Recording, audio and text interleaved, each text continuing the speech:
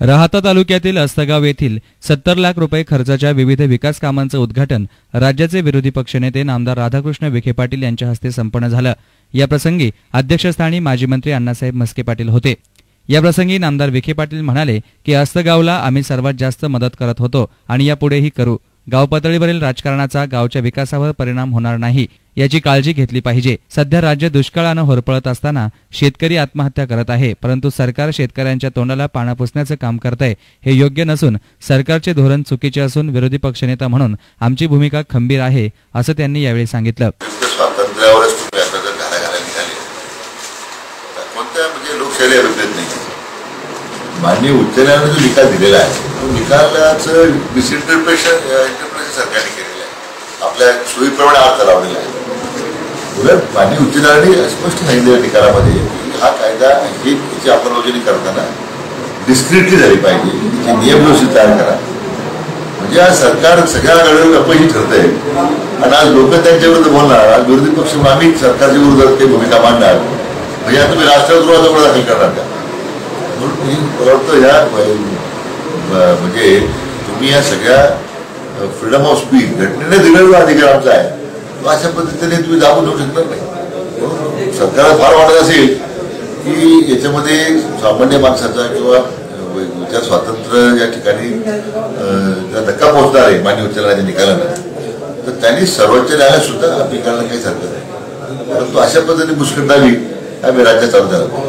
माझी पहिल्यापासून मागणी होती, सभागृहामध्ये मी भाषण करताना म्हटलं की हे जययुक्त शिवार जे चाललेले आहे हे इत्यामध्ये प्रचंड भ्रष्टाचार होतो, कारण त्याच्यामध्ये कुठल्या लोकप्रतिनिधी गावचा सरपंच असेल, कुठले सभापती असतील किंवा त्या मतदारसंघाचे आमदार असतील, कोणाचाही समावेश नाही। हे 100% झालेले भ्रष्टाचाराच्या इतक्या तक्रारी येत होत्या आणि पहिल्या पावसात जरी बंद रेवून गेले, आम्ही काय करणार? छोटी चौकशी समिती नेमणार, 1-2 अधिकारी निलंबित करणार। शासनाचा जो खूप पैसा वाया गेला त्यापेक्षाही आज या टंचाईमध्ये या बंधाऱ्यातून जी शेतकऱ्यांच्या भागातल्या जनतेला मदत झाली असते ती सुद्धा होणार नाही। परंतु मुख्यमंत्री का लोकप्रतिनिधींचा समावेश करणं म्हणजे त्यांचा आक्षेप आहे मला माहीत नाही, परंतु लोकसहभागाशिवाय कोणतीही चळवळ यशस्वी होत नाही हे राळेगण सिद्धीने दाखवून दिले, हिवरे बाजाराने दाखवून दिले। प्रभारीमध्ये अशा अनेक प्रकल्प आहेत जे लोकसहभागातून यशस्वी करून दाखवलेले आहे।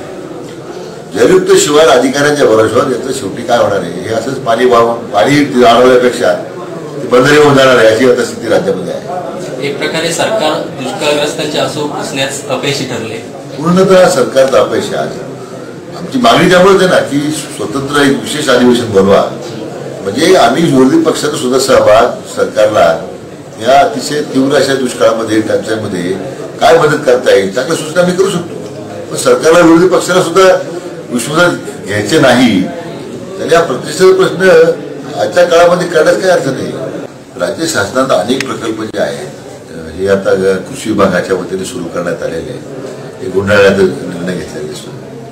एक तर नवीन आलेल्या केंद्र सरकारने योजनेचे अनुदान कमी केले आणि राज्य सरकारमध्ये दुर्दैवानं कुठल्या प्रकारचं त्यांच्यामध्ये एक भूमिका असायला पाहिजे ती अजिबात दिसत नाही। त्यामुळे आज कोरडवाहू शेती प्रकल्पाचे इतके चांगले निकाल पाहायला मिळतात, ते पुढे घेऊन जाण्याची भूमिका घेतली पाहिजे। त्यावेळी महात्मा फुले जलभूमी अभियानाचा कार्यक्रम बदलून तो जलयुक्त शिवार नावं बदलून शासन आपली पाठ उत्तर देणार असेल तर शेवटी या योजनेचं अपयश ज्या समोर येत आहे याची सुद्धा जबाबदारी शासनावरच राहणार आहे, हे त्यांना लक्षात घेतलं पाहिजे। यावेळी अण्णासाहेब म्हस्के, माजी सरपंच अशोक नळे यांची भाषणं झाली। कार्यक्रमानंतर नामदार विखे पाटील यांनी गणपती कारखान्यास भेट देऊन कारागिरांचं कौतुक केलं। न्यूज रिपोर्टर शैलेश त्रिभुवन, S9 मीडिया, अस्तगाव।